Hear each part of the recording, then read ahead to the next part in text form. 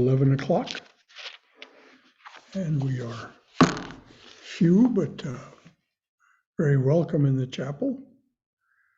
Good morning to everyone here and on Zoom. There are announcements, of course.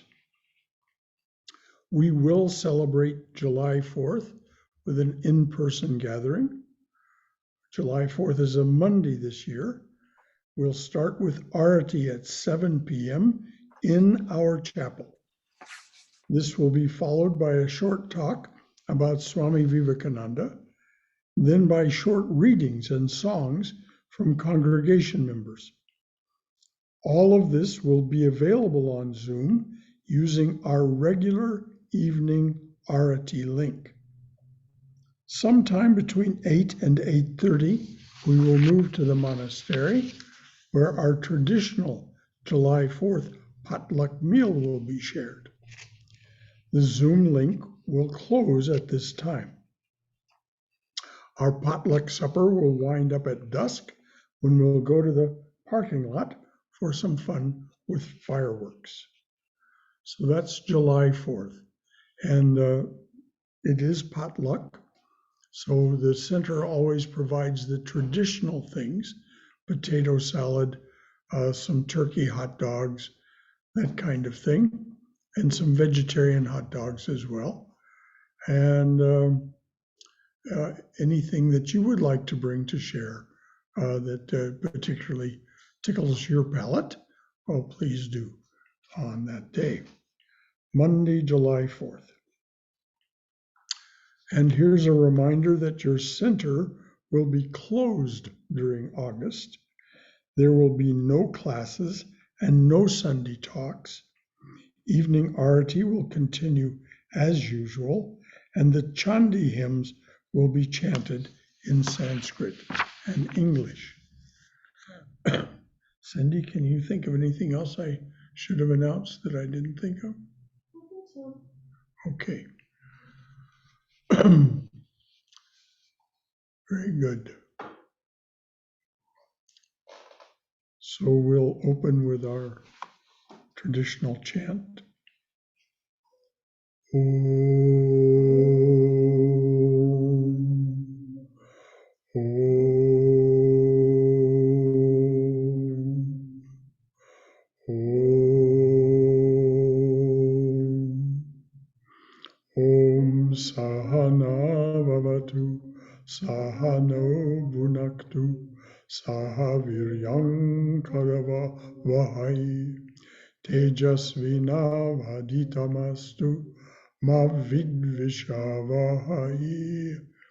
Om Shanti, Shanti, Shanti. Om, may the divine being look over us lovingly as a mother and father. May the divine being support and nourish us as a mother and father. May we have the strength and skill to study together the art of spirituality. May no misunderstandings arise amongst us. Om, peace, peace, peace and beneficence be to all of us and to all beloved beings everywhere.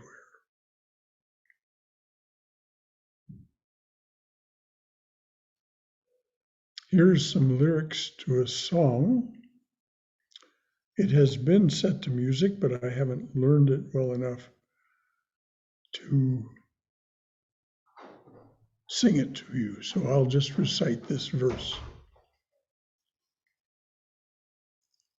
Let me love all of your children just as they are, a night sky filled with shooting stars.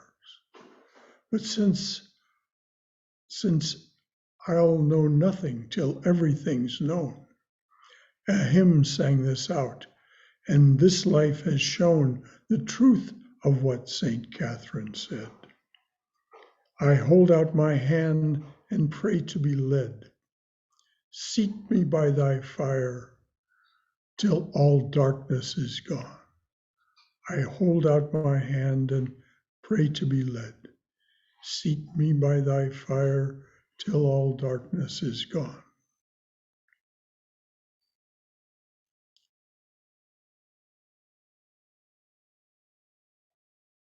We are in a time when it is dark indeed. So for those of us who are inclined to spiritual practice, it does us good to decide just exactly what it is that we think we're up to and be very determined about it. June is a month for the study of Bhakti Yoga.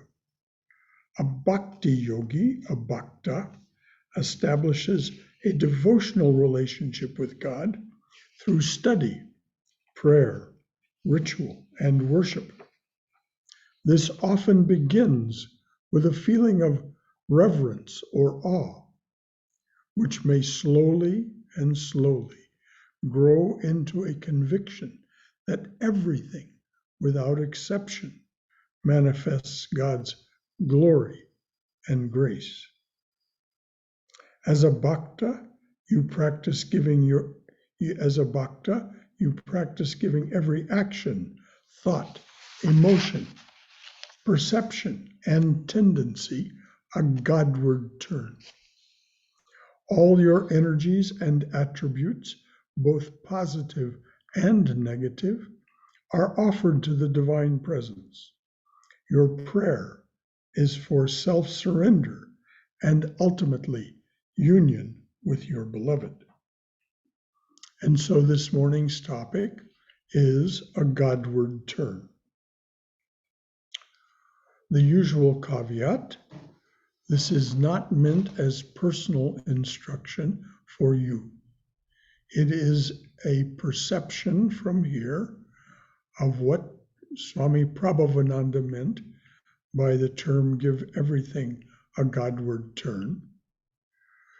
And so take from it what you will, if anything at all.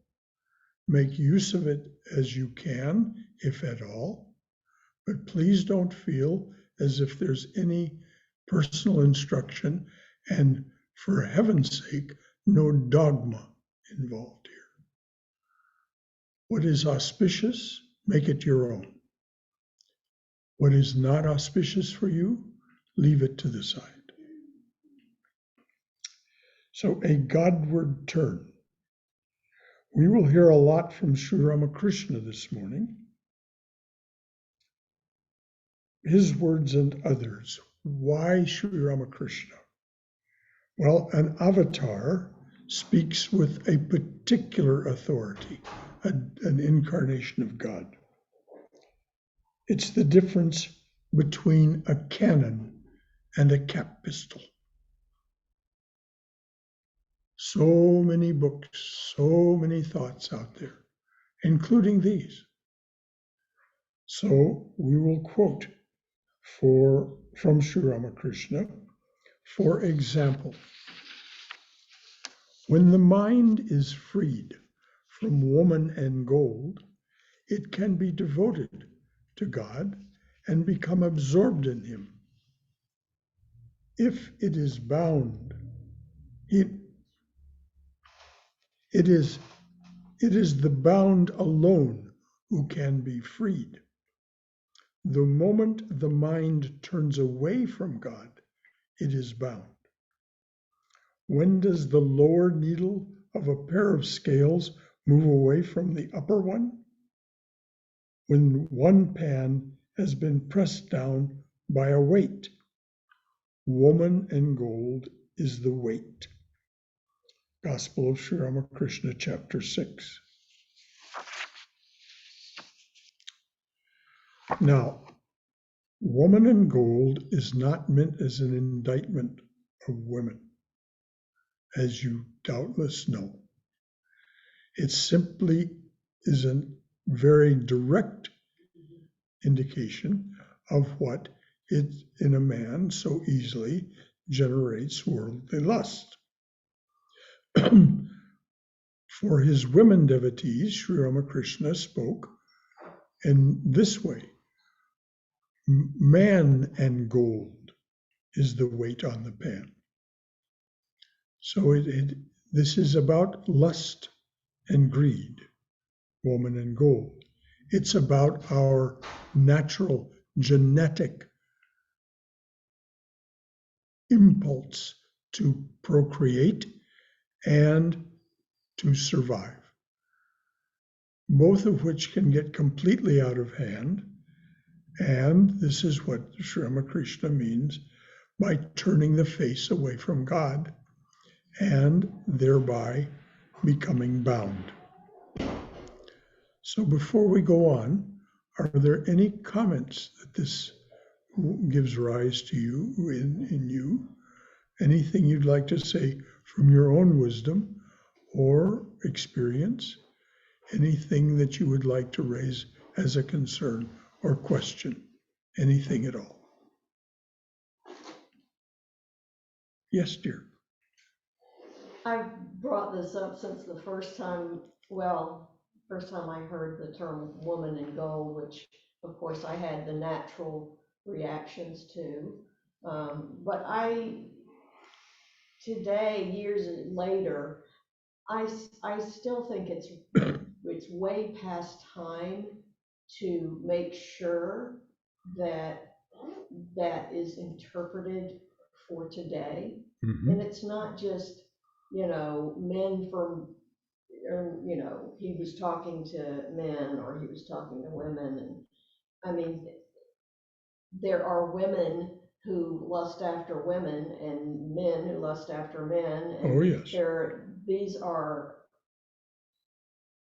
lust is different from, those sorts of statements can support cultural biases Oh, yes. against genders, against LGBTQ people. And I think it's important. I don't think it's something to keep just like, oh, well, that's not for us. That's not for something for us to consider. I agree entirely. And that's why there was some attempt to give it perspective, but I'll give it even more perspective from Swami Prabhavananda's, just what you were saying. Swami Prabhavananda was once assailed, and I mean assailed, by one of the great supporters of the Vedanta Society of Southern California, a woman, a very wealthy woman who gave lots of money. And she found out that Swami Prabhavananda was friends with Christopher Isherwood. Well, she had already known that sort of, but then she found out that Christopher Isherwood was flamboyantly gay and was known in Hollywood by the name Lord Isiwu. And so she assailed the Swami over the telephone, saying, how can you be friends with such a person? How can you have anything to do, particularly closely and intimately, with someone who is so, because Isherwood was Swami's close friend, how can you associate with such a person? And the Swami, this was told to me by Swami's personal assistant, so this is not apocryphal. The Swami listened to her for about 10 minutes, and then he said, Madam, sex is sex, and that is that. Bam, down went with the phone. So as Cindy was saying, gender and lust have little to do with one another. But because of the context in which Sri Ramakrishna was speaking, Swami Nikhilananda, by the way, at the encouragement of the daughter of Woodrow Wilson, who worked with him on the translation, the daughter of President Wilson, she was the one who encouraged him to keep the terms woman and gold rather than change it to lust and greed. So I'm glad that came up, and I'm glad we've gotten this as flat as possible. There is no intention of any indictment of women when speaking to men, or of men when speaking to women, it does have to do with that mighty forest fire, worldly lust, as Sri Chaitanya put it. Thank you, Cindy. Anything else at all? I'll go. Yes, Tom. So I think this is just my theory or idea, not my personal experience, but I think that a little bit of lust serves a very important and good purpose in humans. Sex in humans is not just about making babies. In a lot of animal species it is, and they just go into heat when it's time to make babies. Humans aren't that way. We don't go into heat every 9 months. A lot of the purpose of lust and sex, and the pleasure of sex, is to create a bond between a man and a woman. The theory is that because human babies are helpless for so long, that there needs to be a strong bond between a man and a woman to be able to raise the babies. But for whatever reason, lust, a certain amount of lust and a certain amount of sex and sexual pleasure creates a bond between a man and a woman, a loving bond between a man and a woman, which is a really good thing. And I think lust is to be celebrated up to a certain point, just like appetite for food is to be celebrated up to a certain point until you have, compulsive overeating and all kinds of problems like that. So I favor, I'm 72, so my lust has gone way, way down, but I favor a certain amount of lust as being a good, healthy thing. Well, clearly, you've made a case. And what the advice of Sri Ramakrishna would be is give it a Godward turn. Offer all that impulse and its outcomes to the Lord. Brother, so Yes. when I was in college, I lived with a bunch of, Hare Krishna consciousness people, and they have a really nice thing that if you produce Krishna consciousness children, lust is good. Like, you have to use that to produce Krishna consciousness families. So that was very, very, I felt they tried to give it a Godward turn. Well, that is giving it a Godward turn, and it's the same one that is given by the Catholics very emphatically, which is one of the reasons that they so strongly advocate against birth control. And because it's such a privilege and a grace to give the opportunity for a soul to be born as a human being.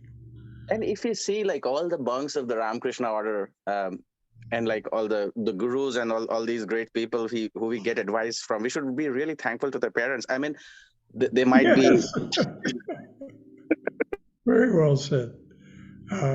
I think we can each be thankful to our parents. And by the way, it's Father's Day. Happy Father's Day to all the fathers out there, including our God the Father Almighty. So thank you very much, Reggie. Brother Shankara? Yes, dear. I think I saw Dr. Madge there among the participants. I'm at home, but on the list. I'm wondering if we can throw some light on the translation of the word Kamini and Kanchan, because I know that in India there are, it used to be, Kamini was a popular name for girls, and there are songs, even prayer songs that have, like we do Kamana, like, wishing for, I forget the exact song, but there's one famous Bollywood prayer song that uses the word Kamana, and Kanchan is the name of women. So if we can maybe shed some light on the Sanskrit part of it. Brother Shankar?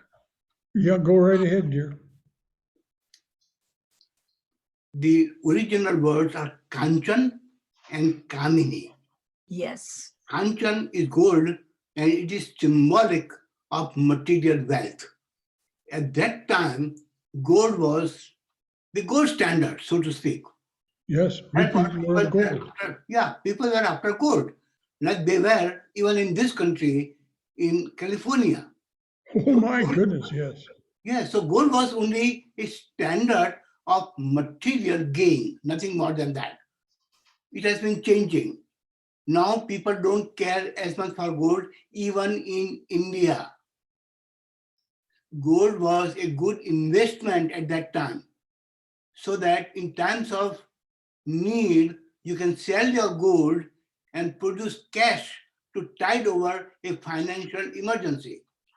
So that was the gold, which right now they say the lithium is called white gold, because lithium is more in demand than gold, the AU of chemistry.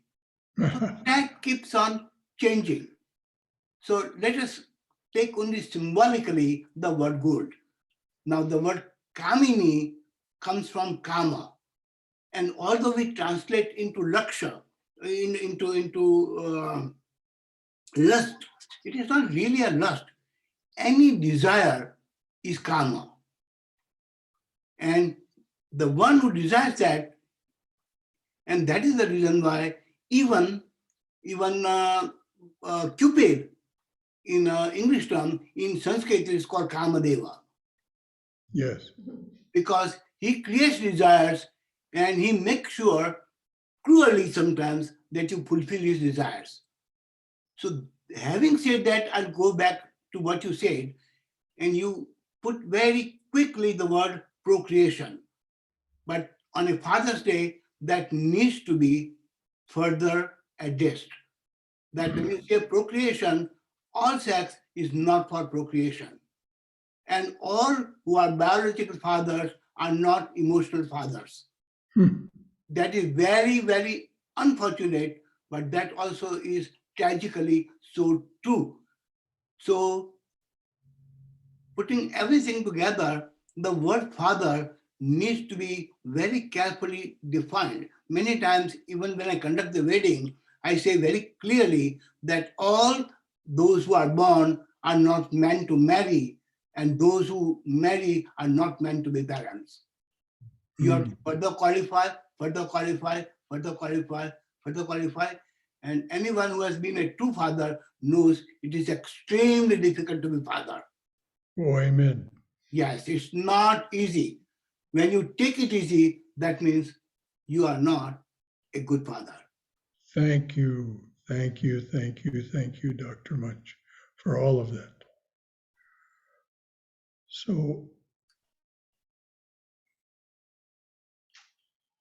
this impulse toward spiritual growth that Sri Ramakrishna talks about when you turn your face to God, one of the, and I'm going to address this directly because it comes up so much in conversations with members of the congregation.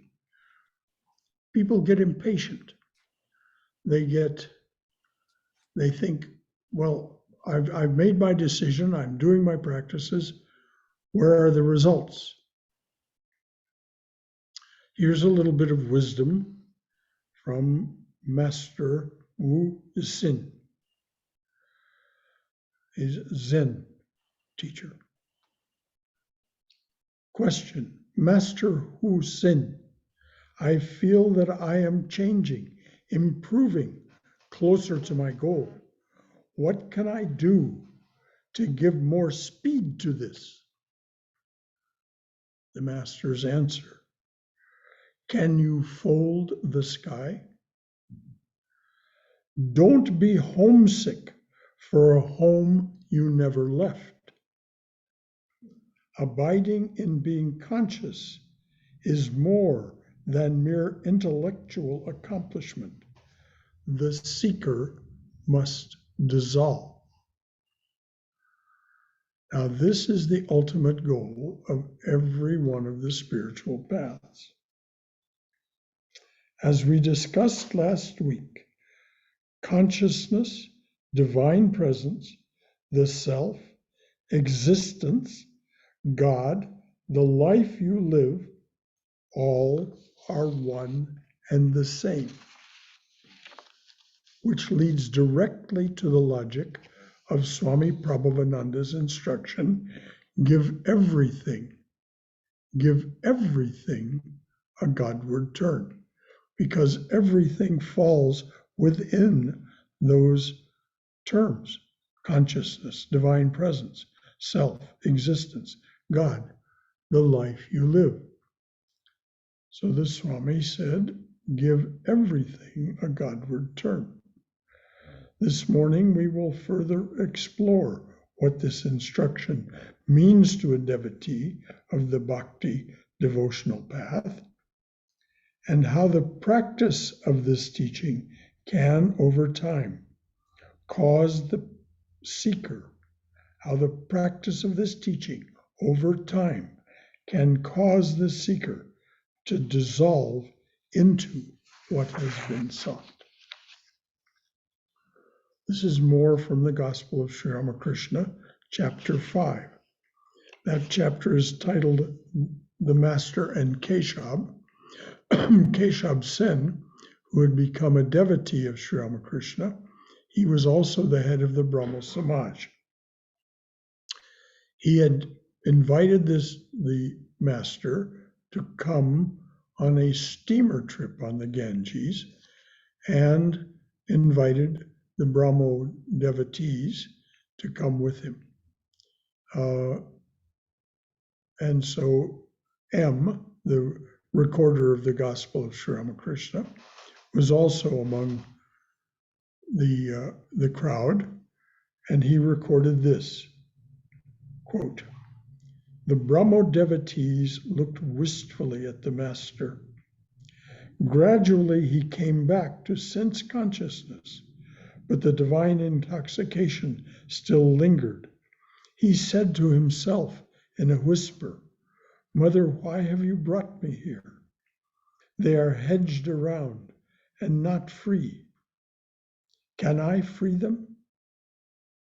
And M writes to himself the question, did the master find that the people assembled there were locked within the prison walls of the world? Did their helplessness make the master address, did their helplessness make the master address these words to the Divine Mother? Sri Ramakrishna was gradually becoming conscious of the outside world. Two devotees were talking about Bhavhari Baba. Another Brahmo devotee said to the master, 'Sir, these gentlemen visited Bhavhari Baba. He lives in Ghazipur. He is a holy man like yourself.' The master could hardly talk. He only smiled. The devotee continued, 'Sir, Bhavhari Baba keeps your photograph in his room.' Pointing to his body, the master said with a smile, 'Just a pillowcase.' The master continued, 'But you should remember that the heart of the devotee is the abode of God. He dwells, no doubt, in all beings, but he especially manifests himself in the heart of the devotee. A landlord may at one time or another visit all parts of his estates, but people say he is generally to be found in a particular drawing room. The heart of the devotee is the drawing room of God.' So having started off in this direction, does this give rise to any comments from you? Any question or concern about this idea of giving everything a Godward turn, based on the idea that everything is in fact the divine, and that the place to do this, the place to start with this, for the devotee, for the bhakta, is the heart Any comments or questions? Any concerns?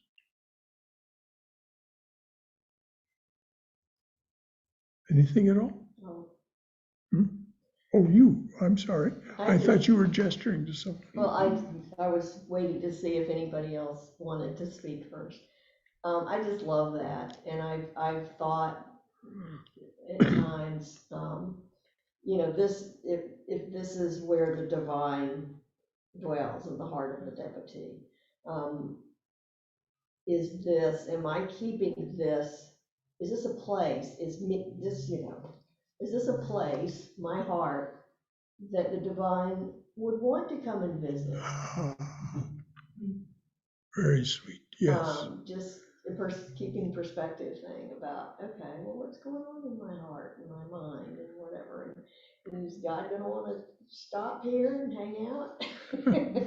Well, this is the motivation for purification by the devotee, no two ways about it. It is addressed so strongly in Narada's Bhakti Sutras. This motivation toward purification is such an auspicious thing. How strong it becomes and how transformative it is. So thank you for bringing that up. Yes, indeed. And I too love this very much. It makes such sense to me.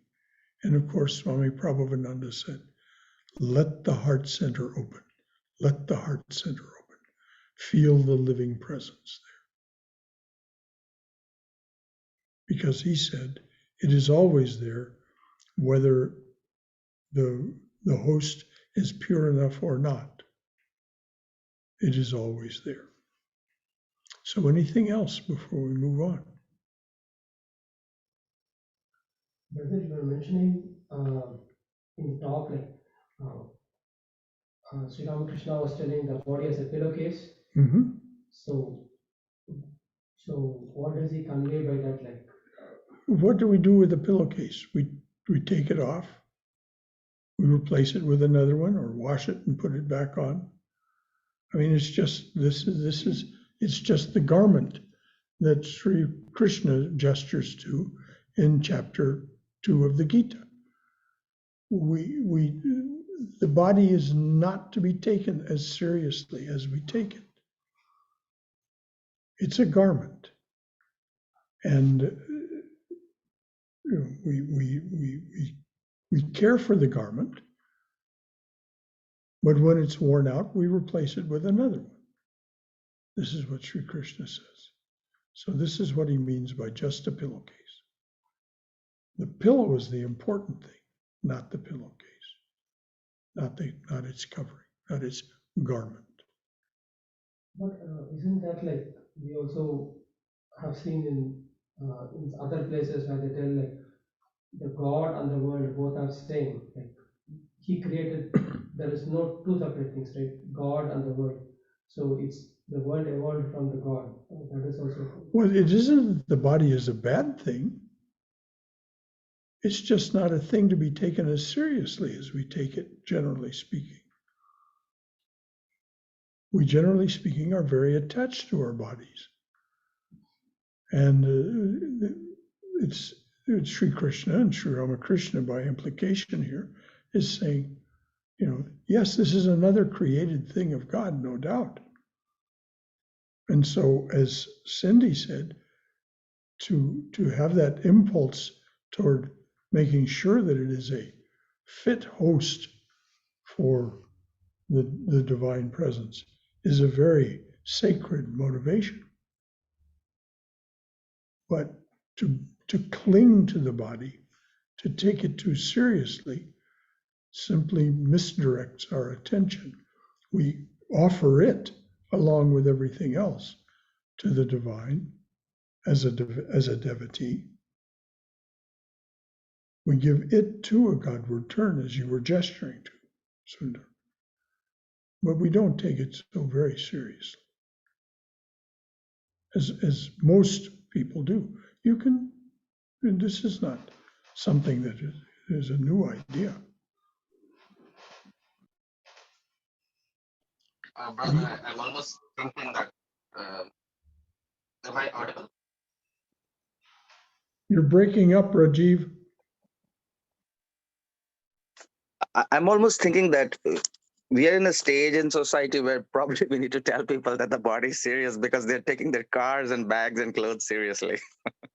Well, yes, absolutely. You're very right.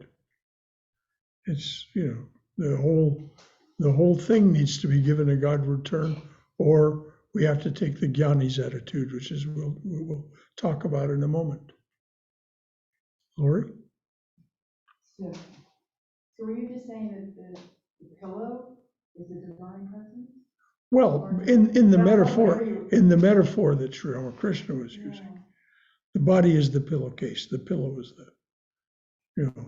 is is what is contained by the pillowcase. So by implication, that's the divine presence. But it's just a metaphor. It doesn't work awfully I well. love that. Well, I don't think he's really talking about the pillow. He's talking about, this is just the covering Right. for the Yeah, thing. It's the garment. Yeah, it's the garment for what it contains. Yes, dear. Another way to look at that sort of metaphor, another metaphor is, but it's also a real thing, is, we live in a house or a home or Mhm. apartment or even whatever it is we live in, and so much of what we identify with, it's part of who we think we are, we keep in our houses, Mhm. photographs and furniture and clothes, all the stuff that's us. Mhm. And when your house burns down, if you don't burn down with it, you're still here. Mhm. And that is a devastating experience. But to lose all that because you've lost all of the stuff that is you, Yes. but you're still there. Yes. And people do survive and often become stronger from that sort of experience because they learn that. Precisely. And one of these examples of exactly this is Swami Prabhavananda's disciple, Aldous Huxley. At one time, Aldous Huxley had a very fine home in one of the canyons of the hills of Los Angeles. That whole canyon burned in one of the fires.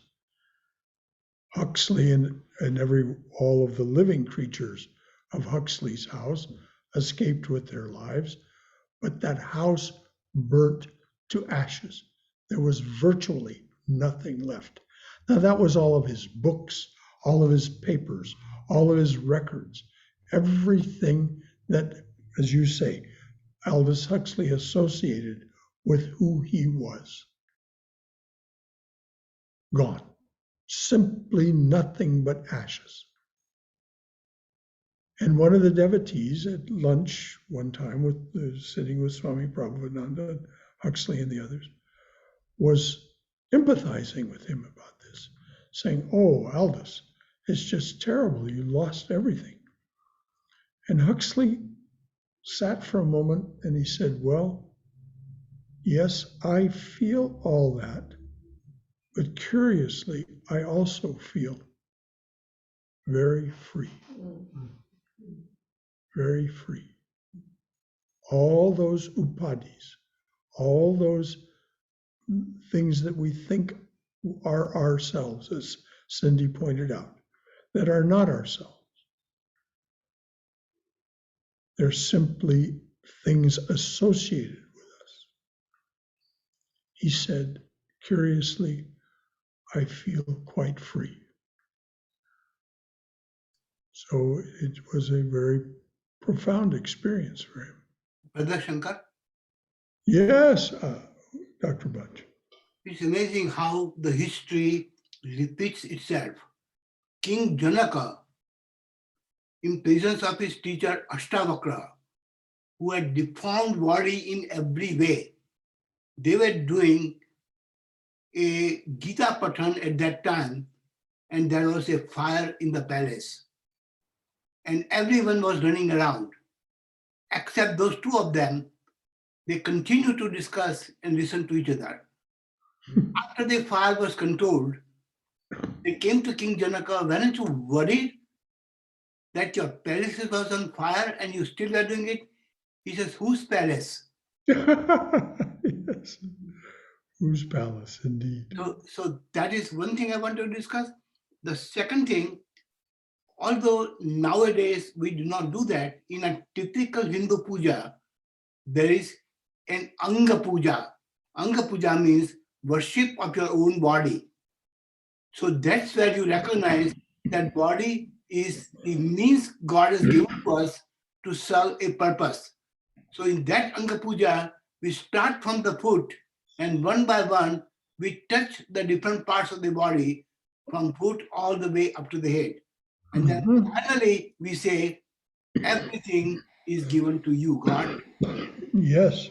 That is what we say in all puja, Tadiyam vastu Govinda Tubhyam eva samarpitam. It was all yours to begin with, God, and I'm giving back to you. So that's not called a donation. Excellent. Well, yes, indeed.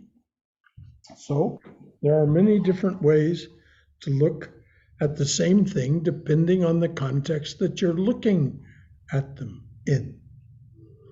And so in the context of a puja, the body is rendered sacred because it needs to be sacred at that moment. It needs to be perfectly holy and pure so that the resident heart, the resident being in the heart can feel free to come out, but then to go back in again.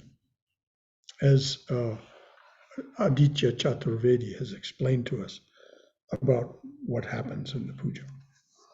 Shankara, Yes, I wanted to go back to the discussion of what is it, Kamini and Kancha. oh my.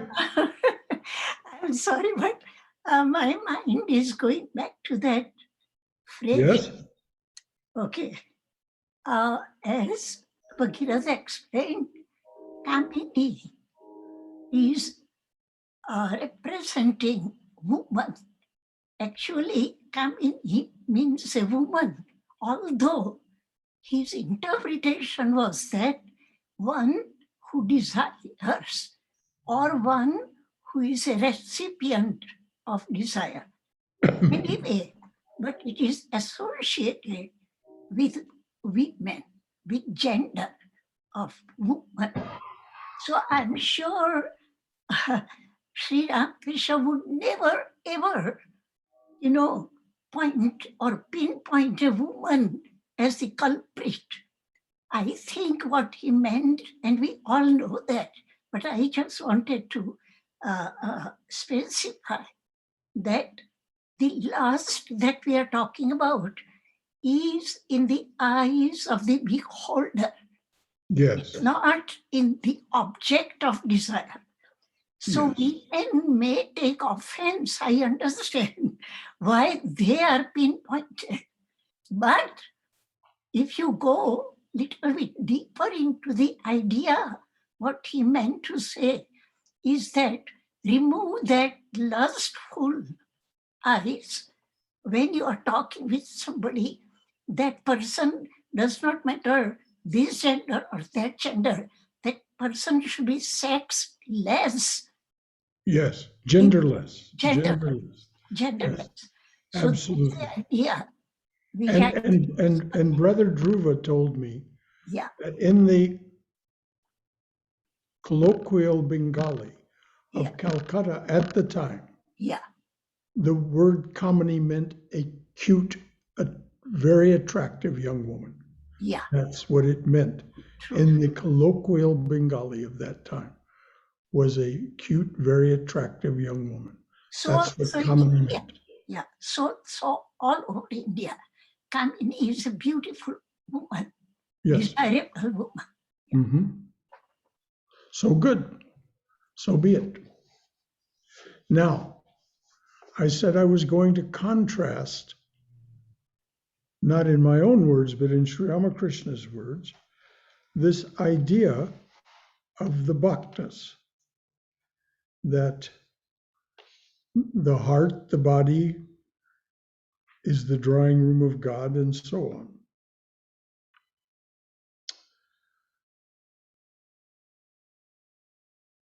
So Sri Ramakrishna goes on to say in the same talk that he's giving to these Brahmo devotees on the steamer,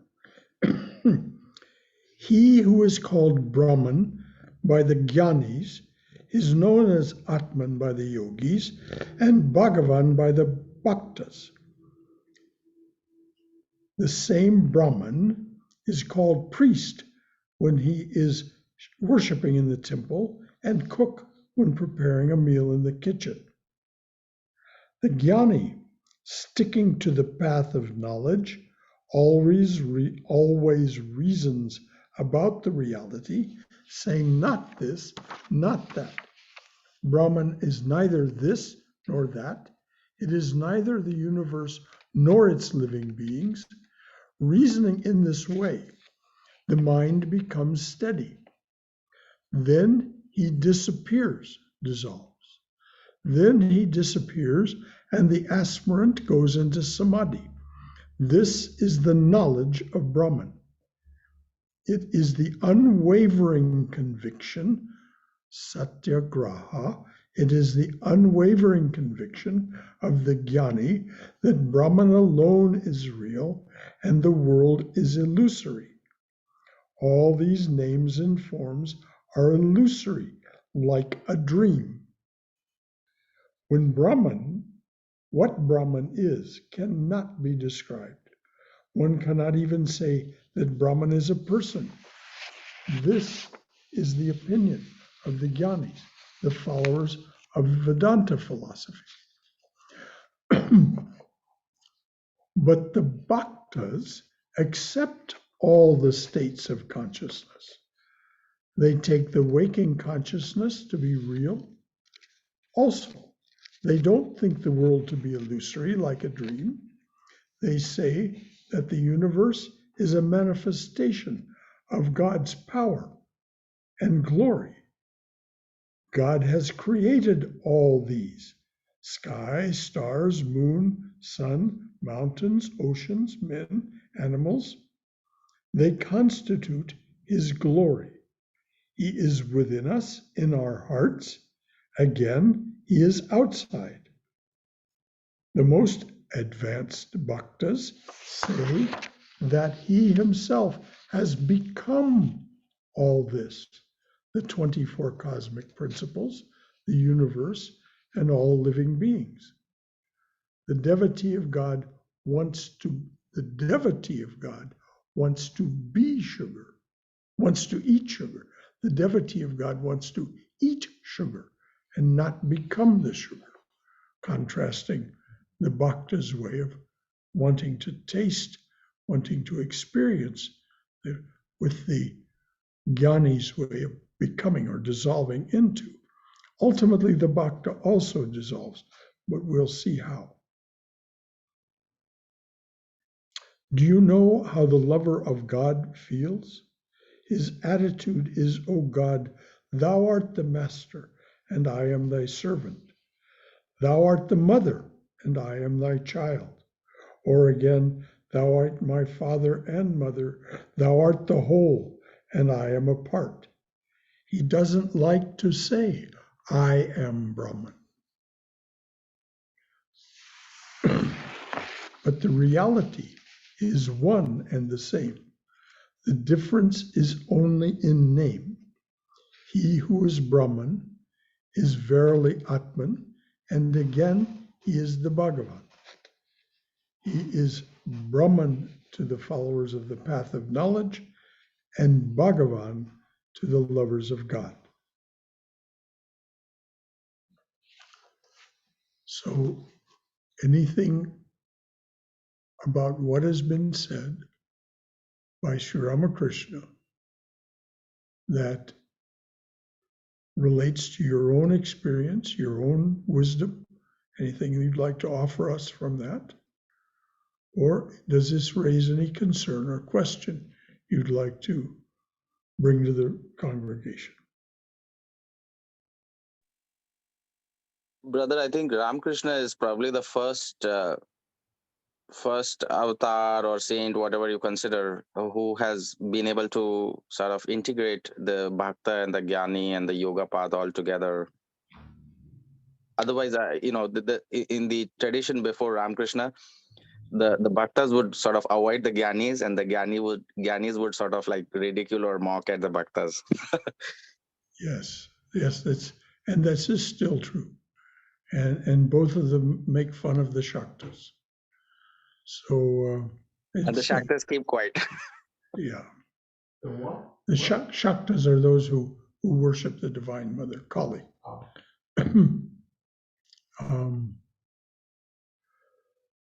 So it's that fanaticism is, as Vivekananda called it, that narrowness, that bigotry. He said it's a kind of mental disease,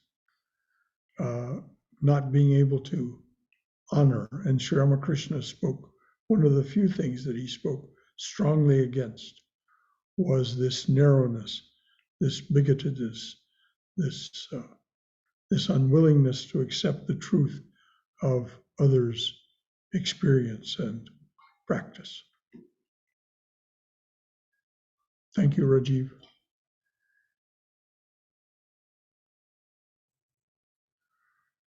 Okay. The steamer had been going toward Calcutta. This relates now to M remarking on what had been going on while the master was speaking to the Brahmo devotees.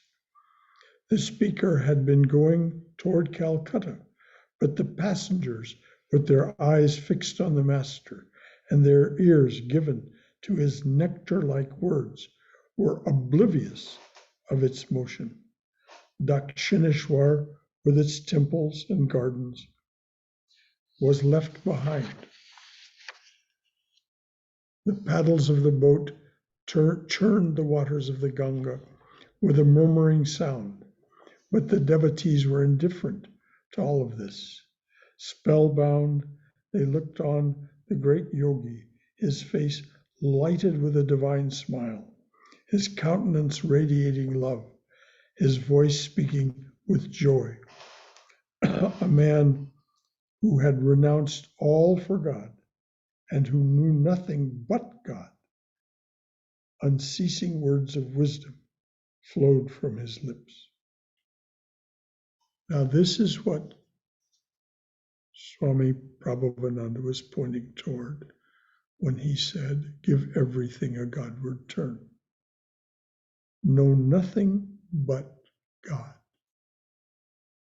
See everything in the context of the divine. Everything. And as a householder, you don't renounce the world, particularly as a bhakta. You mentally renounce attachment to the things of your life and to the things of the world. But you do not avoid anything but excess. As Sri Krishna says in the Gita, walk the middle way. No excess and no self-flagellation, no excessive fasting or excessive vigils or all of those things either. Walk the middle path.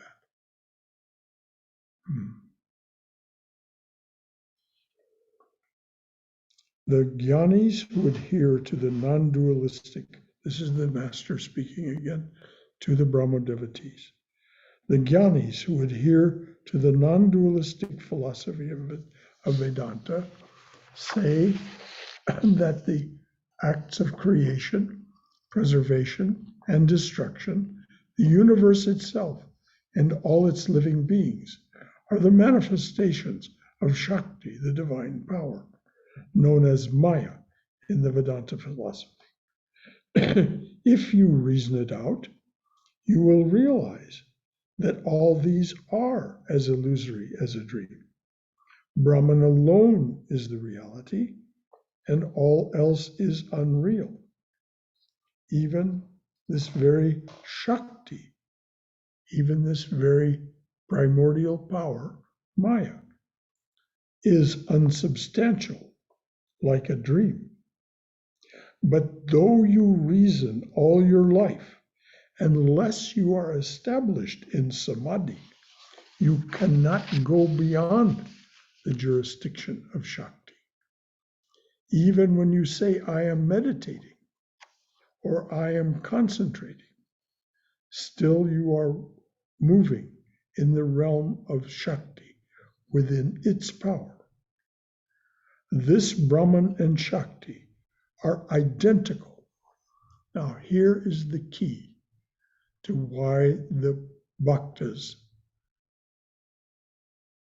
believe and practice as they do.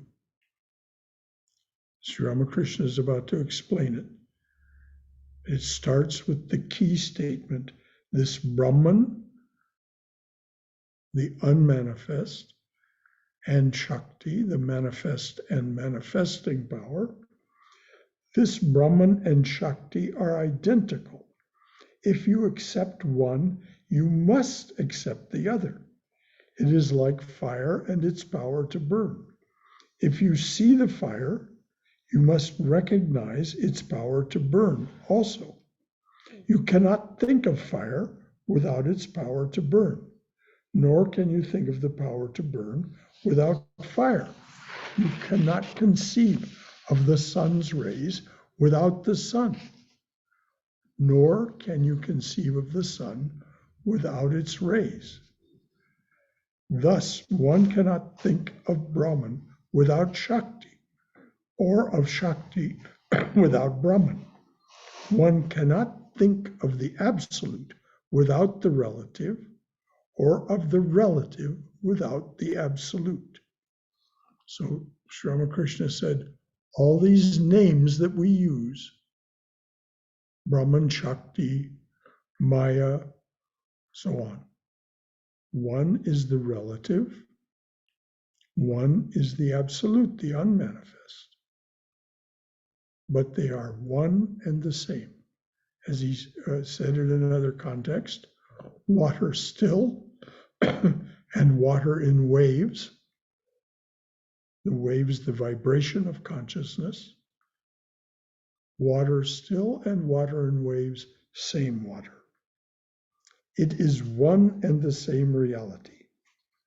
When we think of it as inactive, that is to say, when we think of it as active, that is to say, engaged in the acts of creation, preservation, and destruction, then we call it Brahman.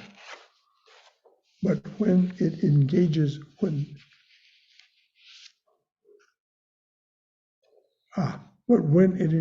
in these activities, then we call it Kali or Shakti. The reality is one and the same. The difference is in name and form. So I read that incorrectly. If we think of it as inactive, that is to say, not engaged in the acts of creation, preservation, and destruction, then we call it Brahman. But when it engages in these activities, then we call it Kali or Shakti. The reality is one and the same. The difference is name and form. And as saint after saint, incarnation after incarnation, teacher after teacher has told us, all we know is name and form. That's all we know. We may have some glimpse, but as Sri Ramakrishna said, until we're established in samadhi, then name and form, we are within the realm and jurisdiction of Shakti, the creating, preserving, and destroying or transforming power, and we are within the realm of name and form.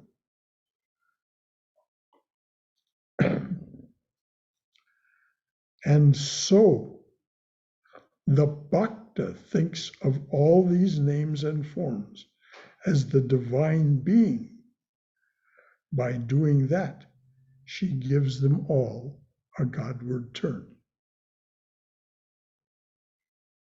The reality is one and the same. The difference is in name and form. And so the bhakta thinks of all names and forms as the divine being. By doing that, she gives them all a Godward turn.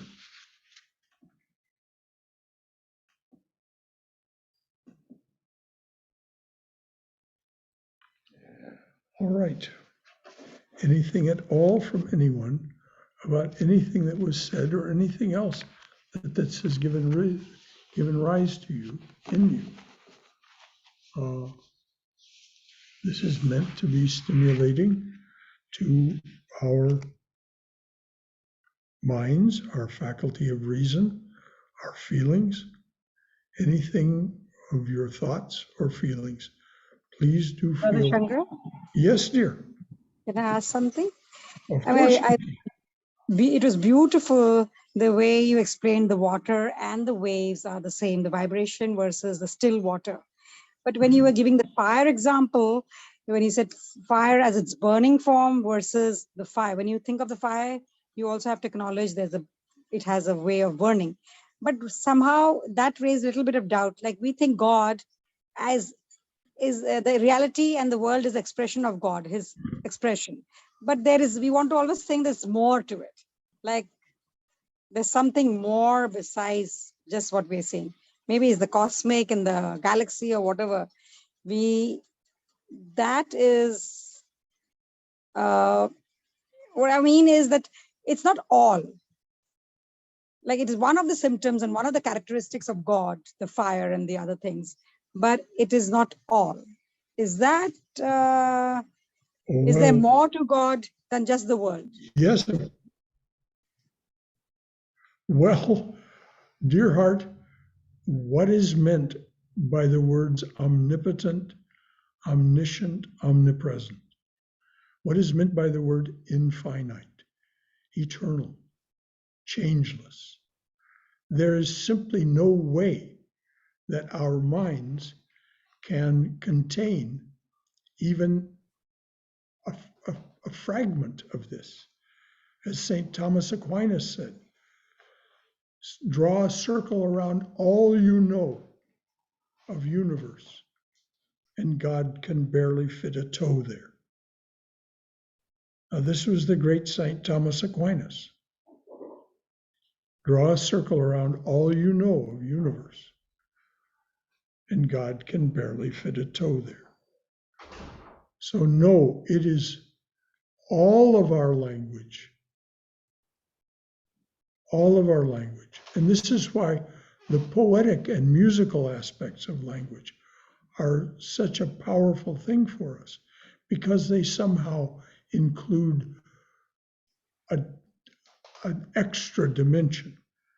With the ordinary course of language and the ordinary use of metaphor is bound to be far short of the reality. Thank you, Brother Shankara. Today's example was really, really brought close to me the fact that the difference between bhakta and the jnanis. Yes. That's why Sri Ramakrishna did what he did. And notice that he asked the mother, what can I tell them? What can I tell them? Can I make a difference? And he always said, I say only what she gives me to say. And that's why I said in the beginning, the difference between what we hear from the incarnations and from other teachers, however good they may be, is the difference between a cannon and a cap pistol.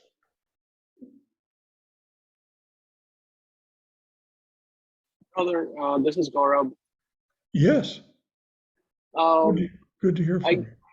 Yeah, I'm thinking about it, and more I get back to the Siddhartha book that I read last week, and there they mentioned the river, mean, so the river is the biggest teacher of him. So it almost feels like this somewhat resonates with that concept discussed in that book. Oh yes, very much so, and it resonates with the that river idea. It runs very Yes. deep in Yes. Eastern philosophy. It is one of the central metaphors and images of Taoism. Yeah. And So my mind runs like a river between two banks. yes. The banks of thought and the bank of feeling. Yes. And he realized at the end that Vasudeva was the biggest teacher who didn't say much to him actually. He just listened. Yes. So God incarnate means it was astonishing, and it resonates with whatever we're talking about here quite a bit. Means I'm able to somehow relate the two together. Thank you. Yes, Thank you, our mind, this is one of the wonderful aspects of our mind, that we're able to synthesize what we read or hear in one context with what we hear in another, and see how they mean the same thing, gesturing toward the same greater reality that cannot be put into words. Thank you. Anything else from anyone? I'll ask the question. Yes, please. Going back to the theme of lust and greed, yeah, when I think it out rationally, it seems like yeah, you shouldn't indulge in lust and greed because they are the result of desire. Desire is the result of attachment, and attachment is the root of suffering. Mm-hmm. But when I think it out, like was said earlier, you have to indulge in lust and greed at some point, but that is then that will result in suffering. But even if you don't indulge, let's say you stay alone, or something, you don't result in any lust, you don't indulge in any lust, there's also suffering there. So I guess my question is, what does it look like to turn do the godly? Give a Godward turn Yes. to all of that? Yes. What does it look like to give a Godward turn, whether you suffer from the indulgence of lust and greed, or suffer equally from not indulging in lust and greed? Well, that's a wonderful, wonderful question. And the answer is simply, you do it the best you can. As you say, you just thought it through. And there's a wonderful song, brand new in long term, by Bob Dylan. I made up my mind to give myself to you. And in the course of that song, he talks about everything in his life, essentially his whole life, which is, at the time he wrote that song, he was 78, 79 years old. And he said, I made up my mind to give it all to you, to give myself to you. And so this is what Krishna says in the Gita, in chapters 5 and chapter 6 especially. If you wish to be free of the suffering associated with your actions and their results, offer them all to me. He calls it living sacramentally. Make everything, and he goes through this extensive list trying to indicate that he means everything. He's talking to Arjuna, of course.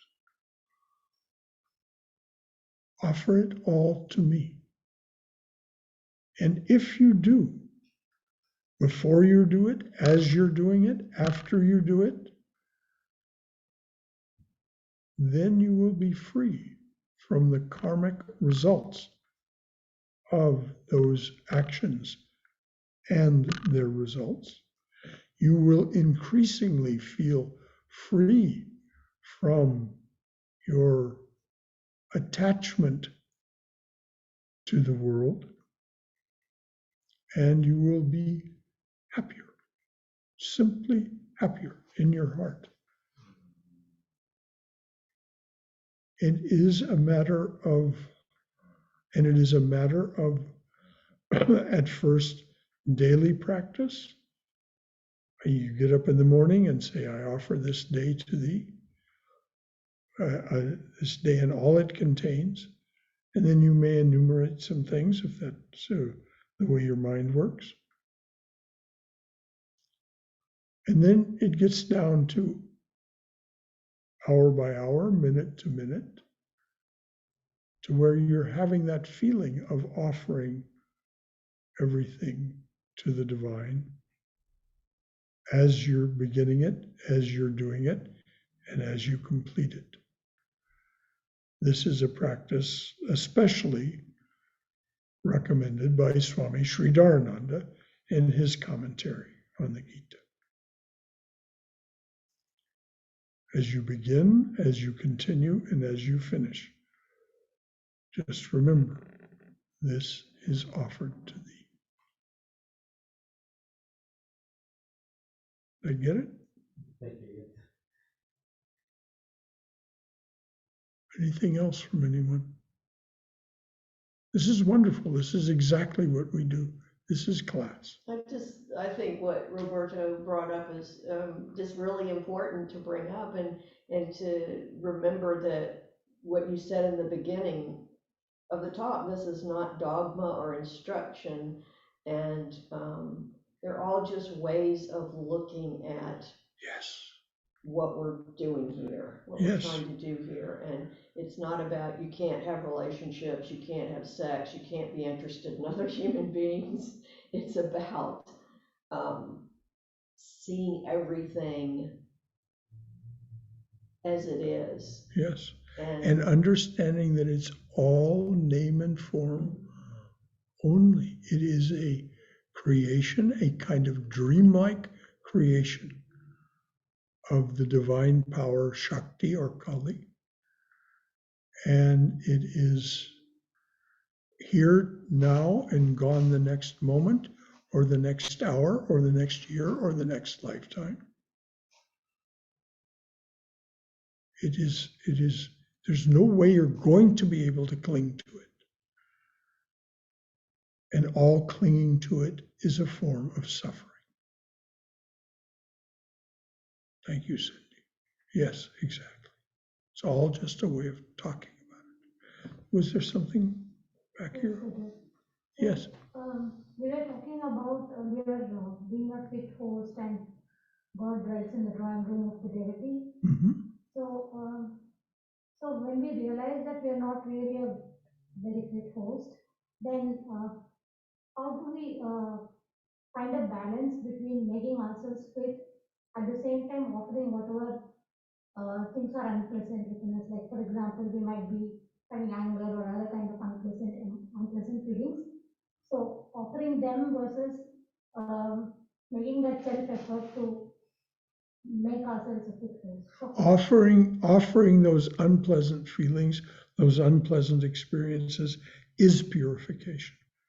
Just remembering to offer them is purification. How pure can this be? How pure can it be? Well, if you do the kind of sadhana, the kind of spiritual practice that Sri Ramakrishna did, the body becomes what is essentially a hologram.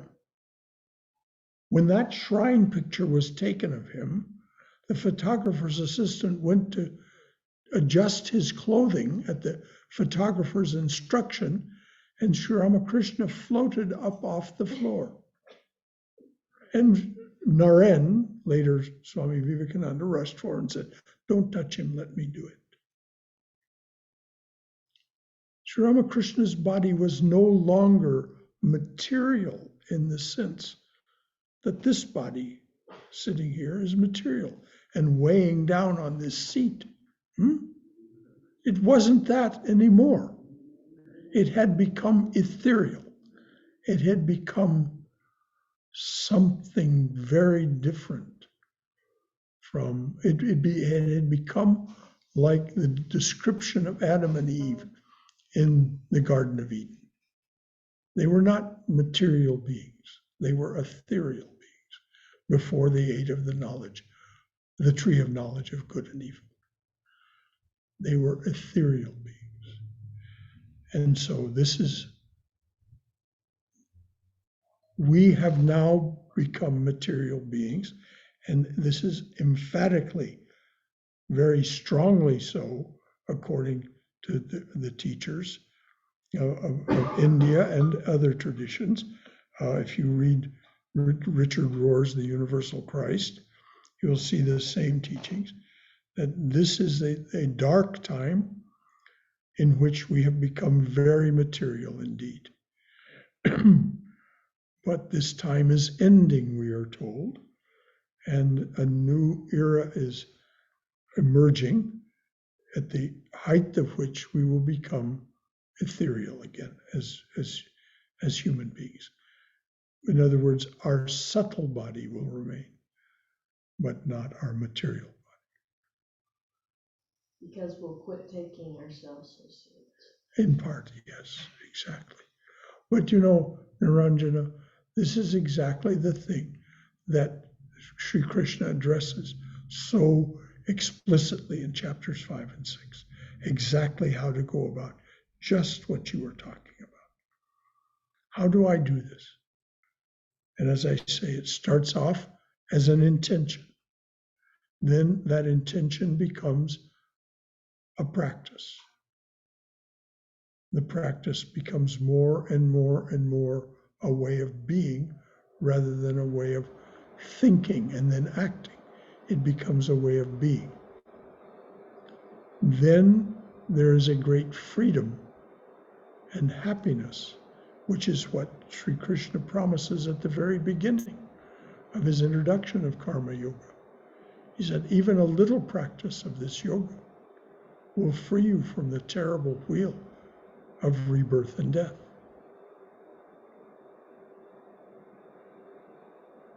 So this, and as was said in the beginning, and as Cindy pointed out, none of this is dogma. None of this is you should do this or you must do this. No, as it invites you, you accept the invitation or not as you wish. So that's the whole point of all of these teachings, is the great teachers invite us to a way of thinking. That way of thinking becomes a way of speaking and acting, and our behavior changes. As our behavior changes, the way we experience the reality changes. Anything else, dears? Yes. Brother. Hang on just a minute, Rajiv. Yeah, Sundar. going back to his question, like there was one metaphor that was given in the gospel. So it was like for the lust and greed and how Sri Ramakrishna compared it. He gave a metaphor like during the time of Ekadasi. Ekadasi is a time where people don't eat anything. So he compared it like there are times when there are some people who don't even drink water. So, and monks are people who needs to be in that category where they don't have any lust or greed. So that is one category. And other one he told is like there are second kind of people where they drink little bit of water on some little bit of milk. So those are second kind of category where people may have like 1 or 2 kids, and after that they start living as Brother and brothers sister. and sisters, friends over. And there are third category of thing people be told like during Ekadasi they will have some water, milk, and some say luchi, and fruits. So those kind of people they may have some lust or greed, but in a very limited way. So he gave these three kind of people. It may suit for different kind of people who are in different level. So so that was one thing which I wanted to mention. And Sundar, thanks for bringing that up. one of the things that we should take note of in the Master's discussion of these things is that there is no judgment or condemnation. That this is the way you must behave, and you're bad and wrong if you behave in this way. Just exactly the opposite. Complete acceptance and love of all of those ways of being. And the invitation that if you want to, as this person asked of Master Wu Xin, how do I speed this up? You dissolve your desires and attachments. You dissolve. These are the people who don't take any water at all during Ekadasi. Unless they're just doing it out of piety, which is a whole other discussion.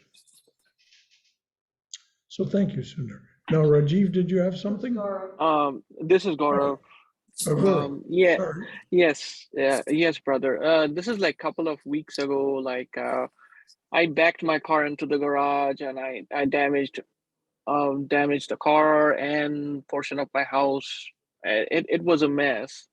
I was feeling bad about my action, but I wasn't feeling bad about the property that I damaged. I was always feeling that I damaged things that God have bestowed on me. It means it's His, and I couldn't take care of it. Well, that's a good way to think about it.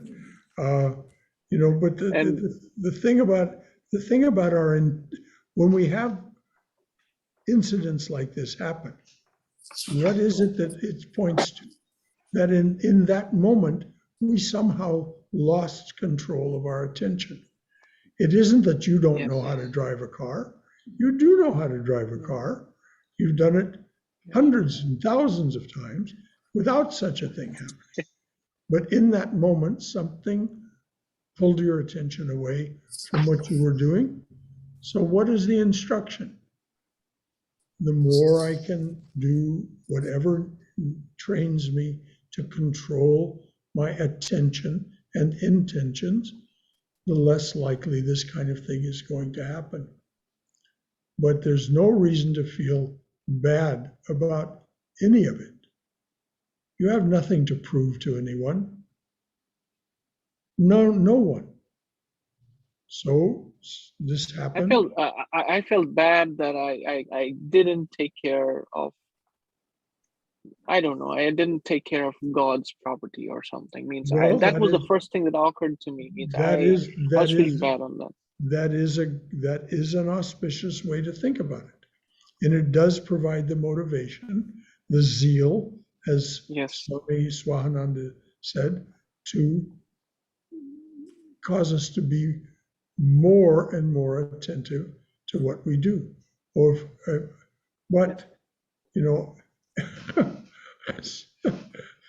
Sri Ramakrishna at Dakshineshwar, at one time, someone stole the jewels from the images of Radhakanta in the Radhakanta temple.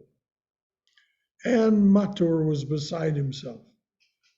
And Sri Ramakrishna says, do you think God concerns himself with such trifles? So we mustn't beat ourselves up too badly. The instruction is we lost control of our attention, and so something happened that is inauspicious. But not to beat ourselves up too badly. Yes, we're stewards of those things that are in the span of our control.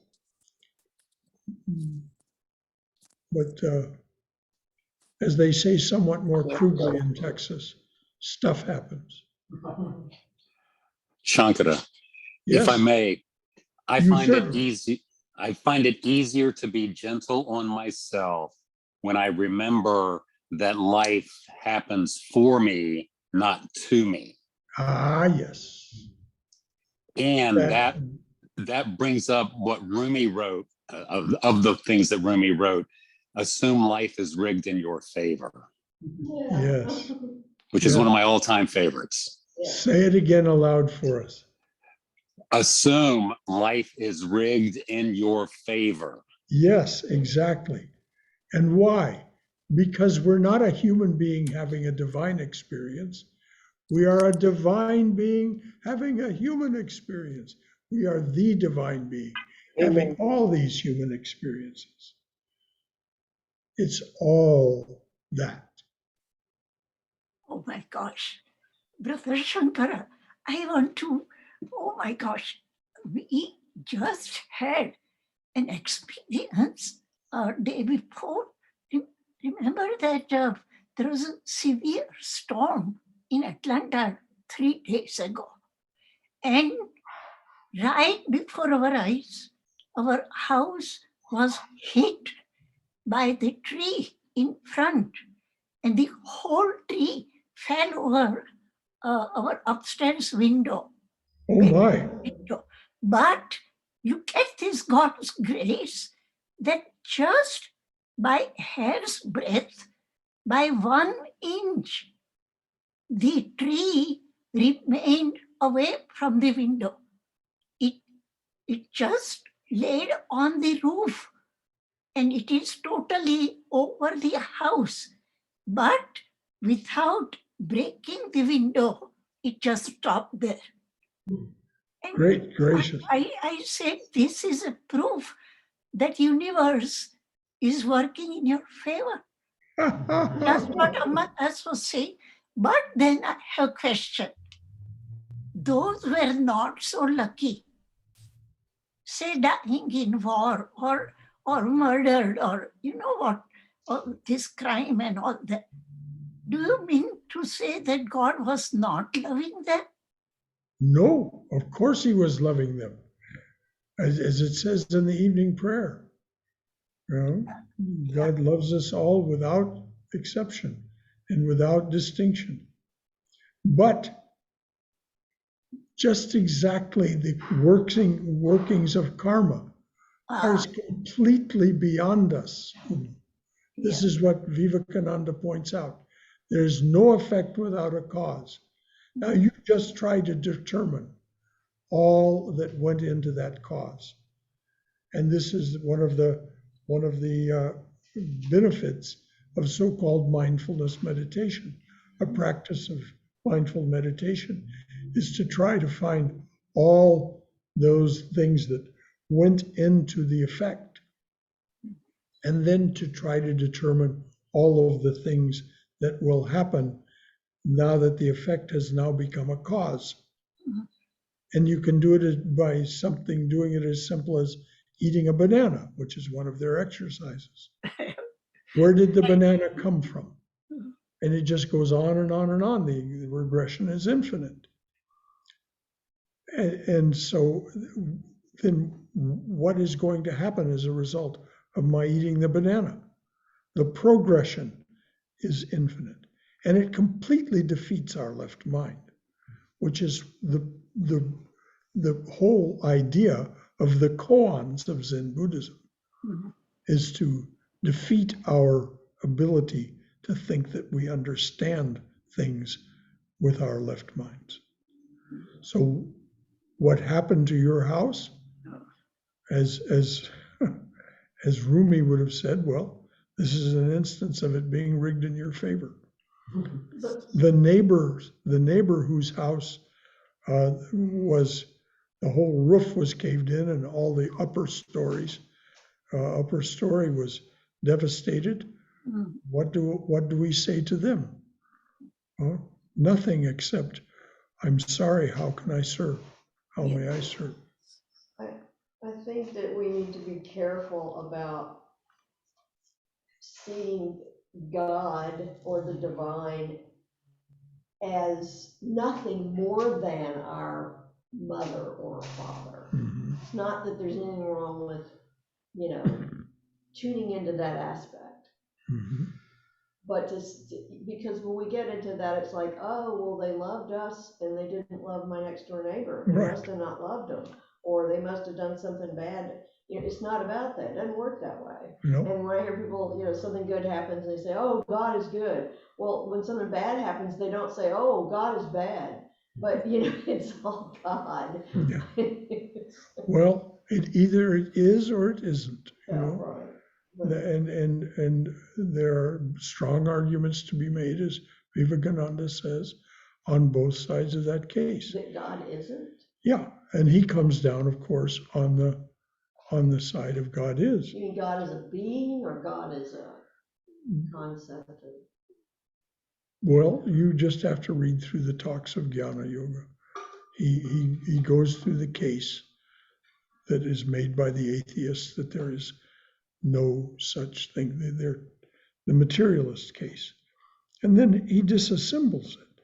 Well, right, but I'm not talking about that. Okay. Thank you. Anything else from anyone? Brother Shankar, Yes, Dr. Brown. 2 or 3 things I quickly wanted to share with everyone. Number one, some of the profound statements, they go like in parentheses when you speak. To me, those words are extremely important. So I would say that if you think my house was saved because I'm coming to Vedanta Center, a greater fool you will find in your life. Mm-hmm. There are acts of random kindness. There are acts of random unkindness that keep on happening. Within that storm, we have to see God. When you see that, in that case, it's not a personalized God, it is everyone's God. And you see him as everyone's form. Number two, going back to your early comment about the Kamini and Kanchan, I wanted to share with you Swami Vivekananda's incident that a beautiful woman came to him, hugged him, and says, Swami, I will pull you down. And he says, no, mother, I will pull you up. Wonderful. This exactly answers the question of Kamini. What Shankara said, manase gate ka kama vikara. When there is no sex in your mind, when there is no desire in your mind, how anyone can attract you to desire sex or whatever other things in that? And that is our goal in Vedanta, to have that mind completely emptied of any clutters, just a clean, pure mind. Yes. It's interesting. There's a story about Ramana Maharshi. Ramana Maharshi used to meditate in a cave on that hill that he worshipped so.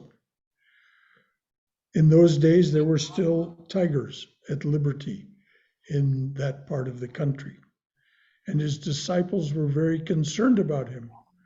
And they said, Master, you mustn't do that. You mustn't stay out there all night. At some point, a tiger will come and eat you up. And Ramana Maharshi just remained silent, and they persisted. And so finally, Ramana Maharshi said, my child, if I do not behave as a man, the tiger will not behave as a tiger. And which explains Daniel and the lions den. The story of Daniel, the Old Testament story of Daniel and the lions den. He did not behave as a man, and so the lions did not behave as lions. There was no magic about it, no miracle. Thank you, Dr. Mudge. Beautiful. Yes, well, this is why spiritual life, no matter how we practice it, if we practice it, is not something that you do in the morning on the cushion and in the evening on the cushion. Yes, you're best served, or it's auspicious if in your practice you do that. but it's something of every moment, giving everything a Godward turn in the moment. Anything else from anyone? All right, dears. Let there be peace in outer space. Let there be peace in outer space. Let there be peace in the sky, on the earth, and in the waters.